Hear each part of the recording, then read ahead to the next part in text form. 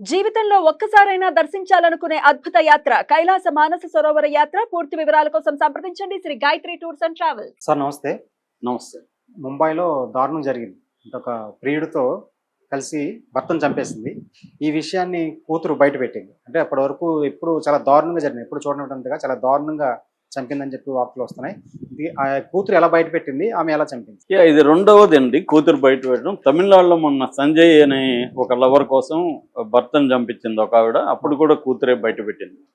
అదేంటంటే తమిళనాడులో ఒక అతనితో అఫేర్ పెట్టుకుని ఎదురింటి అతను సంజయ్ అని భర్తకు తెలిసింది. భర్త మందలించాడు. దాంతో వీళ్ళిద్దరు కలిసి చంపేద్దామని భర్తను అనుకున్నారు. సో భర్త భార్య కూతురు బైక్ లో వెళ్తున్నాడు. సంజయ్ ఉన్నాడు సడన్ గా వచ్చి బైక్ నాపి వీళ్ళిద్దరుని దింపేసి అతన్ని రాడ్తో కొట్టి పారిపోయాడు. సో అతను చనిపోయాడు. చనిపోయినప్పుడు ఈమె ఎవరో వచ్చి చంపేశారని భార్య చెప్తే కూతురు మాత్రం గుర్తుపట్టి సంజయ్ మామే చంపాడు అని చెప్పేసింది. అలాగా వాళ్ళు బయటపడ్డారు. సో ఇప్పుడు దీంట్లో ఇది కూడా టిపికల్ అలాంటిది, కానీ ఇంకా క్రూయల్ గా ఉంది. ఇక్కడ భార్య చాలా క్రూయల్ గా ఉంది. పైగా ముగ్గురు ఆడపిల్లలు ఉన్నారు ఈమెకి. సో ఇంత క్రూయల్ గా ఉంటారా అనేది మనకు ఆశ్చర్యం కలిగించే విధంగా ఉంది ఈ సంఘటన. అంటే నేను ఈ మధ్య కాలంలో ఇంత క్రూయల్ గా భర్తని చంపిన భార్యని నేను చూడలేదు. సో ఏం జరిగిందంటే ముంబైలో ఆర్ఏ కాలనీ అని ఉంది. ఆర్ఏ కాలనీలో రాజశ్రీ అహిరే అనే ఆవిడ ఉంది. ఆవిడకి 35 ఏళ్ళు. వాళ్ళ భర్త భరత్ లక్ష్మణ్ అహిరే, అతనికి 40 ఏళ్ళు. వీళ్ళకి ముగ్గురు కూతుర్లు. పెద్ద కూతురు 13 ఏళ్ళు, చిన్న కూతురు రెండో కూతురు 5 ఏళ్ళు, మూడో కూతురు 3 ఏళ్ళు. సో ఈమె చంద్రశేఖర్ అనే ఒక అతనితో అఫేర్ పెట్టుకునింది. వీళ్ళ హస్బెండ్ ఈ భరత లక్ష్మణ్ అనే అతను మేకప్ మ్యాన్. టీవీ సీరియల్స్, ఈ చిన్న చిన్న యాడ్స్ వీటికి వెళ్ళి మేకప్ చేసి వస్తుంటాడు. సో ఈమె హౌస్ వైఫ్. ఈమెకి చంద్రశేఖర్ అనే ఒక అతనితో అఫేర్ ఏర్పడింది. ఇది భర్తకి తెలిసింది. భర్త మొన్న జూలై ఫస్ట్ వీక్ ఆ ప్రాంతంలో భర్త బెదిరించాడంటే మందలించాడు గట్టిగా. సో నువ్వు ముగ్గురు ఆడపిల్లలు ఉన్నారు మనకి, నువ్వు ఇట్లాంటి వేషాలు వేయద్దు అది ఇది అనేది చెప్పాడు. మానుకొని బుద్ధిగా ఉండవు అది ఇది. సో దాంతో ఏమేం చేసిందంటే అతని మీద వేధింపులు కేసు పెట్టింది పోలీస్ స్టేషన్. నన్ను వేధిస్తున్నాడు భర్త అని. సో అది ఏదో మళ్ళీ పోలీసులు కౌన్సిలింగ్ ఇచ్చి పంపించారు. దాంతో ఈమె డిసైడ్ అయిందంటే వీళ్ళు లేపేస్తే మన ఇద్దరం ప్రశాంతంగా ఉండొచ్చు అని డిసైడ్ అయ్యి చంద్రశేఖర్కి చెప్పింది, నువ్వేదో ప్లాన్ చెయ్యి, నేను బయటికి తీసుకొస్తాను, ఆ టైంలో ఇతను అటాక్ చేసేసి చంపేయమని ప్లాన్ ఏదో వేసుకున్నారు. సో ఈమెం చేసిందంటే ఏదో పనుందని భర్తను తీసుకొని బయలుదేరింది. అక్కడే దగ్గరలో ఒక పబ్లిక్ టాయిలెట్ ఉంది. ఆ పబ్లిక్ టాయిలెట్ దగ్గరలో వీళ్ళు అటాక్ చేశారు. ఈ చంద్రశేఖర్ అనే లవరు, వాళ్ళ ఫ్రెండ్ ఒకడు రంగా అతని పేరు, వాళ్ళిద్దరూ గోరేగాం ఈస్ట్ అంటారు దాన్ని, అక్కడే పక్కనే, అక్కడ అరెస్ట్ చేసి అతని మీద అటాక్ చేశారు. అటాక్ చేసినప్పుడు ఈ రంగా ఏమో చేతులు వెనక్కి విరిచి పట్టుకున్నాడు గట్టిగా. ఇతనేమో కొద్దిగా బలహీనంగా ఉన్నాడు హస్బెండ్. వాళ్ళిద్దరు బలంగా ఉన్నారు. అతనేమో పిడిగుద్దులు గుద్దడం మొదలు పెట్టారు. అంటే కొట్టి చంపేయాలనేది వాళ్ళు అనుకున్నారు. పిడిగుద్దులు చెస్ట్ మీద, కడుపులో, లివరు, ఇదంతా కిడ్నీ వీటిని చేయాలని చెప్పి అక్కడ గుద్దడం మొదలు పెట్టారు. ఇది భార్య అలా నిలబడి చూస్తుంది, వేడికి చూస్తున్నట్టుగా.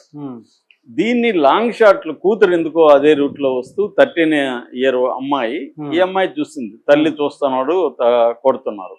ఈ అమ్మాయికి ఏం చేయాలో టెన్షన్ వచ్చేసింది కూతురికి. విచిత్రంగా కూడా అనిపించింది. అంటే నా నాన్నను కొడతా ఉంటే అమ్మ అలా కూల్ గా చూస్తుందా. సో ఈ లోపల అక్కడ కొంత అతని అరుపులు అవన్నీ చూసి జనం గుమ్ముకోవడం మొదలు పెట్టేసరికి ఇంక వాళ్ళు పారిపోయారు.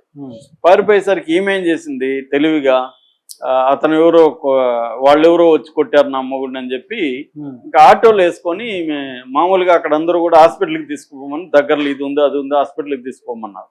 సరే అని చెప్పి ఏమేం చేసిందంటే హాస్పిటల్కి కాకుండా ఇంటికి తీసుకొచ్చింది. ఇంటికి తీసుకొచ్చి ఒక గందిలో బంధించింది. ఇదంతా ఎప్పుడు జరిగిందంటే జూలై 15th జరిగిందండి. బంధిస్తే 3 రోజుల పాటు ఇతనికి వైద్యం అందనీయకుండా ఇంట్లోనే పెట్టుకుంది. ముగ్గురు కూతుర్లు కూడా చూస్తున్నారు. వాళ్ళందరికీ ఏం చెప్పిందంటే బైక్ యాక్సిడెంట్ జరిగింది, ఇంట్లోనే ఉండి పెట్టుకోమన్నారు డాక్టరు అది అని చెప్పి. పెద్ద కూతురు మాత్రం ఇది చూసింది కాబట్టి అమ్మాయికి ఐడియా ఉంది, ఇదేదో మన అమ్మ కూడా ఏదో చేస్తుంది అనేది అమ్మాయికి అర్థమైంది. అమ్మాయికి కొంత ఏజ్ ఉంది అది.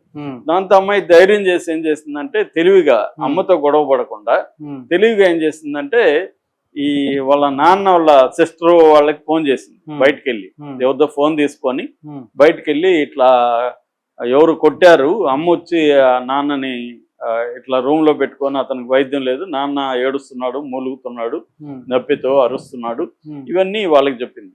వాళ్ళు వచ్చారు జూలై 28, అంటే 3 రోజులు అయినాక. వాళ్ళు వస్తే ఈమె ఏం చెప్పిందంటే బైక్ లో నుంచి పడిపోయాడు, యాక్సిడెంట్ అయింది, నేను హాస్పిటల్కి తీసుకెళ్తే వైద్యం చేసి ఇంట్లోనే పెట్టుకోమన్నారు, అందుకని ఇంట్లోనే పెట్టుకున్నానని వాళ్ళకి అబద్ధాలు చెప్పింది. వాళ్ళు ఇదేంద్రా ఇది అని చెప్పి వాళ్ళకి ఏం అర్థం కాలేదు. సరే ముందుగా ఇతన్ని ఒక సూపర్ స్పెషాలిటీ హాస్పిటల్ దగ్గరలో ఉంటే సూపర్ స్పెషాలిటీ హాస్పిటల్కి తీసుకెళ్లి అడ్మిట్ చేశారు. అక్కడ అడ్మిట్ చేసి ఇంకా వాళ్ళ అధీనంలోకి తెచ్చుకునేసరికి డాక్టర్లు వచ్చారు. డాక్టర్లు కూడా ఇది బైక్ లో పడిన గాయాల్లాగా లేవు, లోపల వైటల్స్ దెబ్బతిన్నాయని చెప్పారు. లివర్ కిడ్నీ ప్రాబ్లం అయింది, చెస్ట్ కూడా లోపల ఎముకలు రిబ్స్ ఇరిగాయి, ఇవన్నీ వాళ్ళు చెప్పారు. వైద్యం ఏమి తనకు అందలేదు ఇప్పటి వరకు, అందువల్ల వైటల్స్ డ్యామేజ్ అయినాయి అనేది వాళ్ళు చెప్పారు. అయినా కూడా ట్రీట్మెంట్ ఇస్తున్నారు. అప్పుడు అతను వాళ్ళకి చెప్పాడు, ఇది నన్ను చంపడానికి ప్లాన్ చేసింది, ఇట్లాగే ఈమెకి ఒక అఫైర్ ఉంది, అఫైర్ ఆ చంద్రశేఖర్ అనేవాడిని వాళ్ళ ఫ్రెండ్ ఇద్దరు కలిసి ఈమె ఇన్ఫార్మ్ చేసి ప్లాన్ చేశారు నన్ను చంపడానికి అని చెప్పారు.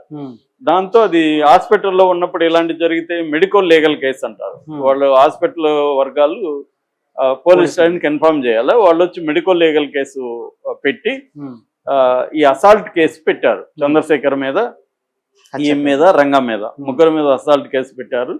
అయితే అరెస్టులు చేయలేదు బిగినింగ్ లో, వాళ్ళు ఏదో వేరే పనులలో బిజీగా ఉండి వీళ్ళ చేయలేదు. ఈ లోపల ఈ పాప పోలీసులకు కూడా వాళ్ళ దగ్గర కూడా ఈమె అదే చెప్పింది భార్య, నేను అటాక్ లేదు ఏం లేదు, ఇవన్నీ కావాలని అతను చెప్తున్నాడు అని చెప్పింది. సో వాళ్ళకి కన్ఫ్యూజ్ అయ్యారు, ఏమన్నా భార్య భర్తలు ఆల్రెడీ కేసు పెట్టుకున్నారు, ఇతనేమన్నా అలా అబద్ధాలు చెప్పి భార్య నేర్పించాలనుకున్నాడా, ఎందుకంటే గతంలో భర్త మీద ఈమె కేసు పెట్టింది అనేది పోలీసులు డౌట్ వచ్చింది. దాంతో ఈ పాపని పక్కకు పిలిచి, ఈ పాపే అనింది నేను మీకు చెప్తానని చెప్తే ఈ పాపని పక్కకు తీసుకెళ్లి డీటెయిల్ గా అడిగారు, అసలు ఏం జరిగింది ఎలా జరిగింది అంటే ఆ అమ్మాయి డీటెయిల్ గా చెప్పింది ఇలా జరిగింది. తర్వాత ఇంటికి వచ్చినాక కూడా అతన్ని మా అమ్మ హింసించింది మా నాన్నని, ఆయన నీళ్ళడితో కూడా ఇవ్వలేదు, అలాగే హింసించి మమ్మల్ని కూడా దగ్గరికి పోనీయలేదు, ఇలాగంతా మాకు భయం వేసి గమ్మున అయిపోయినాము అది ఇదని. ఎందుకంటే చిన్నపిల్లలు మిగతా 5 ఏళ్ళు 3 ఏళ్ళు, సో అది అంతా కూడా ఈ పెద్ద పాప ధైర్యంగా చెప్పింది. చెప్పడంతో పోలీసులకు అర్థమైంది. దాంతో చంద్రశేఖర్ని పట్టుకున్నారు. పట్టుకుని వాడిని ఇది చేసేసరికి వాడి మీద 3rd డిగ్రీ ఏదో చేస్తుంటారు కదా, వాడు విషయాలు చెప్పేశాడు. నిజమే, ఇది మాకిద్దరికి అఫైర్ ఉంది, దాన్ని అతను తెలిసిపోయి అతను మందలించడం మొదలు పెట్టారు. దాంతో అతన్ని చంపేసి మేము ఇద్దరం ప్రశాంతంగా ఉందామని మేము డిసైడ్ అయినాం అనేది చెప్పాడు. రంగా మాత్రం వాడు పారిపోయినాడు, వాళ్ళ ఫ్రెండ్ అయితే దొరకలేదు. సో ఇప్పుడు వీళ్ళిద్దరం ఇతను గాయాలతో ఉండి 6వ తేదీ చనిపోయాడు. అంటే జూలై 15th అటాక్ జరిగితే 6 వరకు అతను ఇదయ్యాడు. అయితే అతను వీడియో వాంగ్మూలం ఇచ్చాడు, వీళ్ళిద్దరే నన్ను ఇది చేస్తారని చెప్పి. ఫస్ట్ లో అసాల్ట్ కేసు పెట్టింది, దాని తర్వాత మర్డర్ కేసు కూడా వీళ్ళ మీద పెట్టి వీళ్ళ ఇద్దరిని అయితే జైల్లో పెట్టారు. ఇప్పుడు ఆ పిల్లలు అనాథలయ్యి బంధువుల దయాదాక్షిణాల మీద బతకాల్సిన పరిస్థితి. 3 ఆడపిల్లలు, ఎందుకంటే ఈమె జైలుకి వెళ్ళింది, ఆమె ఇప్పుడిప్పుడే బెయిల్ వచ్చే అవకాశం లేదు. రెండోది ఇదేంటంటే క్లియర్ కేసు, దీన్ని బాగానే ఎఫ్ఐఆర్లు ఇవన్నీ చేస్తారు. రెండోది ఈ అబ్బాయి వాళ్ళ బంధువులంతా కూడా స్ట్రాంగ్ గా ఉన్నారు కాబట్టి ఇది కేసు గట్టిగానే ఉండి ఆమెకు కానీ శిక్ష పడితేనే మంచిది, పడకపోతే మళ్ళీ పిల్లల్ని కూడా ఆమె చూస్తుందని గ్యారంటీ లేదు. ఎందుకంటే భర్తని ఇంత క్రూయల్ గా చంపించినా కూడా మామూలుగా ఒకసారి చంపేస్తారు ఎవరైనా, ఈ మట్ట కాకుండా రోజు 3 రోజులు గాయాలైనా కూడా పెట్టుకొని అతను బాధపడుతూ టార్చర్ అవుతూ ఉంటే చూసి ఆనందిస్తుందంటే ఈమె ఎంత శాడిజం ఉంది అనేది మనకు అర్థమవుతుంది. సో మొత్తానికి ఇప్పుడు ఆ పిల్లలు అనాథలైపోయారు, నాన్న చనిపోయాడు, అమ్మ జైలుకి వెళ్ళింది, పిల్లలు ఇప్పుడు బంధువుల దయాదాక్షిణాల మీద బతుకు. వాళ్ళు 2 రోజులు బాగా చూస్తారు, ఆ తర్వాత వాళ్ళకి ముంబై లాంటి సిటీలో కాస్ట్ ఆఫ్ లివింగ్ మామూలుగా ఉండదు.